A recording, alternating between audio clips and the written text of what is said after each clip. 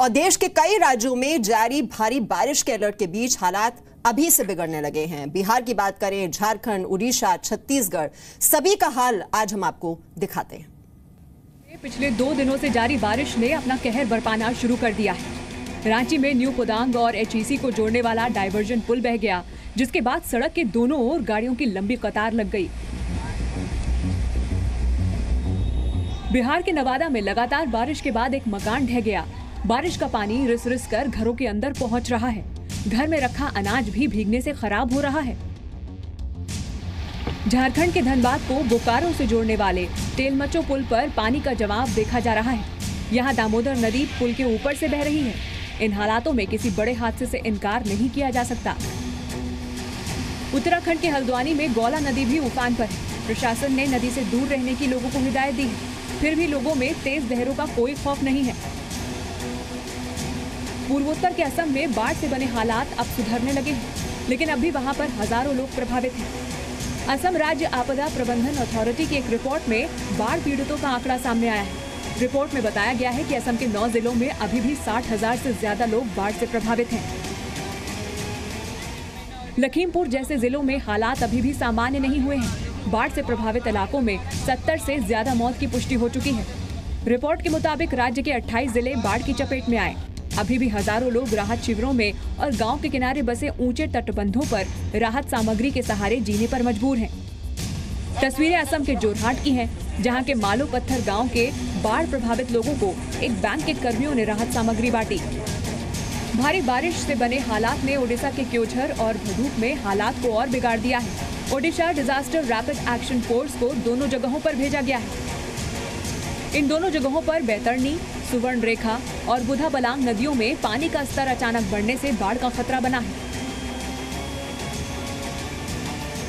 छत्तीसगढ़ के सूरजपुर में लगातार 2 दिनों तक हुई बारिश ने वहां के लोगों का जीना मुहाल कर दिया। बारिश के बाद स्थानीय नदियों का जलस्तर बढ़ गया है और कई पुल पानी में डूब गए हैं। प्रतापपुर अंबिकापुर मार्ग के महान नदी का पुल भी पानी में डूबा हुआ है। कई गांवों का जिला मुख्यालय से संपर्क टूट चुका है। ब्यूरो रिपोर्ट, जी मीडिया। तो मॉनसून अब विकराल रूप लेता जा रहा है। देश के कई राज्यों में जल त्राही देखी जा रही है। कुछ ही घंटों में भीषण बारिश ने देश के कई शहरों और गांवों की शक्ल बदल कर रख दी है। सड़कें जलमग्न हो रही हैं। कई राज्यों में हेलीकॉप्टर के सहारे रेस्क्यू करना पड़ रहा है। और वहीं मौसम विभाग ने कई राज्यों में अगले 48 घंटे के लिए अलर्ट भी जारी कर दिया है। गुजरात के सौराष्ट्र और कच्छ में भारी से बहुत भारी बारिश का अनुमान जताया जा रहा है। साथ ही राजस्थान, उत्तर प्रदेश, बिहार में भी भारी बारिश की आशंका है। महाराष्ट्र के कोंकण और गोवा में भी 48 घंटे बारिश का अलर्ट जारी है। इसके अलावा छत्तीसगढ़, झारखंड और उड़ीसा के उत्तरी इलाकों में भारी बारिश की चेतावनी जारी की गई है। हिमाचल प्रदेश, मध्य प्रदेश और उत्तराखंड में भारी बारिश हो सकती है। इसके अलावा जम्मू और कश्मीर, सिक्किम, असम और मेघालय में बारिश की चेतावनी जारी की गई है। इसके अलावा नागालैंड, मिजोरम और त्रिपुरा में भी भारी बारिश का अलर्ट है।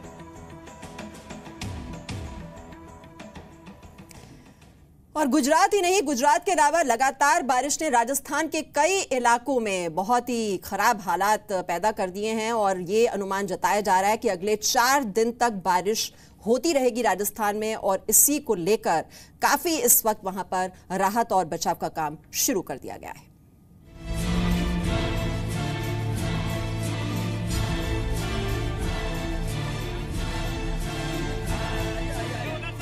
तस्वीरें राजस्थान के जालौर जिले के सायला गांव की हैं। बाढ़ में फंसे 6 लोगों का यहां रेस्क्यू किया गया। बताया जा रहा है कि तूरा नदी का जलस्तर बढ़ जाने से 6 लोग बाढ़ में फंस गए थे। जालौर में भारी बारिश के बाद बाढ़ के हालात बन गए हैं। अचानक आए इस जल प्रलय से लोग जहां जहां फंस रहे हैं, रेस्क्यू के लिए अब हेलीकॉप्टर की मदद लेनी पड़ रही है। सयाड़ा में पेड़ पर चढ़े 9 लोगों को एयरलिफ्ट किया गया। बताया जा रहा है कि कल रात से ही ये लोग बाढ़ के डर से पेड़ पर चढ़े हुए थे। राजस्थान के जालौर, पाली और सिहोरी जिले में बाढ़ का सबसे ज्यादा असर है। वहीं प्रतापगढ़ में भी हालात बदतर हैं। लोग बाढ़ के पानी के बीच फंसे हुए हैं। हालांकि वायुसेना के जामनगर, जोधपुर और फालोदी एयरबेस से हेलीकॉप्टर्स को बाढ़ प्रभावितों की मदद के लिए भेजा जा रहा है। उधर मौसम विभाग ने चेतावनी दी है कि दक्षिण पूर्व राजस्थान में भारी से बहुत भारी बारिश हो सकती है। राजस्थान के जालौर में बारिश के बाद पानी लोगों के घरों में घुस रहा है। जालौर में शनिवार रात से रुक रुक कर लगातार बारिश हो रही है, जिससे वहां के ग्रामीण क्षेत्रों में नदी नालों में पानी उफनने लगा है। जिले की कई जगहों का संपर्क भी कट गया है। रानीवाड़ा, भीनमाल और जसवंतपुरा सबसे ज्यादा प्रभावित हैं। जालौर में दुनिया की सबसे बड़ी गौशाला पूरी तरह पानी में डूब गई है। गौशाला एकदम बहती नदी की तरह दिख रही है। राजस्थान के जालौर में भारी बारिश से सड़कें दरिया बन गई हैं। नेशनल हाईवे 15 पर पानी भर गया है। जालौर में अभी भी भारी बारिश जारी है, जिसके चलते बाढ़ के हालात बने हुए हैं। सांचौर में पांचला बांध का पानी रात में शहर में घुस गया। कई घर पूरी तरह जलमग्न हो चुके हैं। जोधपुर से सेना को भी रवाना किया गया है। मौसम विभाग ने अगले 24 घंटों में जोधपुर समेत जालौर, पाली, बाड़मेर, सिहोरी और जैसलमेर में भारी बारिश का अनुमान जताया है। मौसम विभाग की चेतावनी को ध्यान में रखते हुए जोधपुर के सभी सरकारी और निजी स्कूलों में छुट्टी कर दी गई है। गुजरात के ऊपर बने कम हवा के दबाव का असर अब राजस्थान पर भी दिख रहा है। बाढ़ के साथ साथ अब जंगली जानवर भी रिहायशी इलाकों तक बहकर पहुंच रहे हैं। राजस्थान के बूंदी में 14 फीट के मगरमच्छ को देखकर हड़कंप मच गया। गांव वालों ने डर के मारे मगरमच्छ को रस्सी से बांध दिया। बाद में वन विभाग को सूचित किया गया। राजस्थान के बाड़मेर में मरुगंगा कहलाने वाली लूना नदी भी उफान पर है। नदी का बहाव इतना तेज है कि इसमें 8 ऊंट और 5 गाय फंस गई। गांव वालों की मदद से इन्हें सुरक्षित बाहर निकाला गया। लगातार बारिश के चलते देवगढ़ के राजसमंद में मकान गिर पड़ा। गनीमत रही कि मकान में कोई मौजूद नहीं था। राजस्थान के सुमेरपुर में कई गांव पानी में डूबे हैं। ये ढोला गांव की तस्वीर है। सड़कों पर 5 फीट तक पानी भरा हुआ है। हालात ये है कि बाढ़ पीड़ितों तक नाव के जरिए राहत सामग्री पहुंचाई जा रही है। जम्मू के झज्जर कोटली इलाके में एक छोटी नदी है। पानी के हाहाकार में एक तेल टैंकर फंस गया। टैंकर का ड्राइवर दानिश अपनी लाख कोशिशों के बावजूद लहरों के भंवर से निकल नहीं पा रहा था। लेकिन गनीमत थी कि एक रेस्क्यू टीम इस तेल टैंकर को बचाने के अभियान में वक्त रहते जुट गई। काफी मशक्कत के बाद बचाव कर्मियों ने टैंकर में फंसे ड्राइवर को सुरक्षित निकाल लिया। लगातार हुई बारिश से पश्चिम बंगाल के कई जिलों में बाढ़ के हालात बने हुए हैं। कोलकाता के अलावा हावड़ा, हुगली, पश्चिमी और पूर्वी मिदनापुर, बीरभूमि, पुरुलिया और बांकुरा जिले में नदी नाले उफान पर हैं। पश्चिमी मिदनापुर से आई तस्वीरों में साफ दिख रहा है कि बाढ़ कैसे लोगों के जनजीवन को प्रभावित कर रही है। पश्चिम बंगाल सरकार का दावा है कि हर जिले में बाढ़ नियंत्रण के लिए 2 कंट्रोल रूम बनाए गए हैं। पूर्वी और पश्चिमी मिदनापुर में प्रशासन ने मछुआरों के लिए गहरे समुद्र में न जाने की चेतावनी भी जारी की है। ब्यूरो रिपोर्ट, जी मीडिया। और बाढ़ और बारिश से सबसे ज्यादा तबाही गुजरात में हुई है। गुजरात में अब तक 70 लोगों की बाढ़ में फंसकर मौत हो चुकी है और अगले 48 घंटे भी गुजरात में भारी बारिश का अलर्ट है।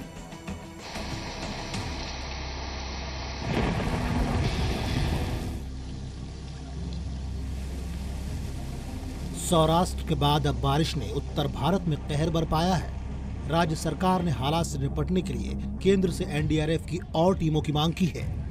भारी बारिश की वजह से बनासकांठा का धानेरा पूरी तरह पानी में डूब गया है। सोमवार रात लगातार बारिश के चलते 25,000 से ज्यादा लोगों को सुरक्षित स्थान पर ले जाया गया। इस बारिश से उत्तर गुजरात काफी प्रभावित हुआ है।